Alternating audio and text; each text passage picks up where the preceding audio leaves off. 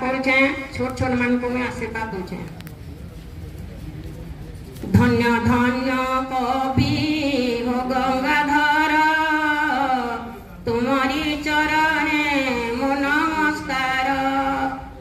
आज भी झरुछि ए जन्म माटी रखी जाइअछ सुगुण कीर्ति। प्रति वर्ष तुमार जन्मदिन खुशी भरे करुअछु पालन। श्रद्धा भरे रखी तुम प्रति मूर्ति फूल धूप देई जालंती भती।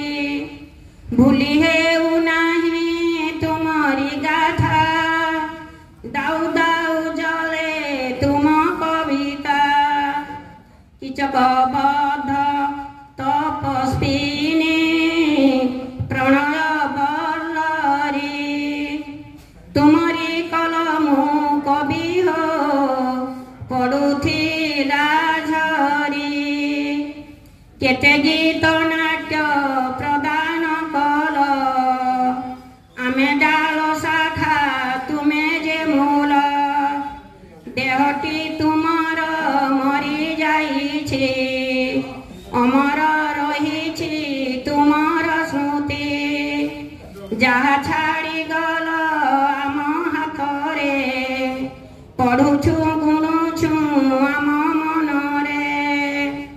मने पड़ुअछ घड़ी की घड़ी खोली देऊ जेबे कविता पेड़ी।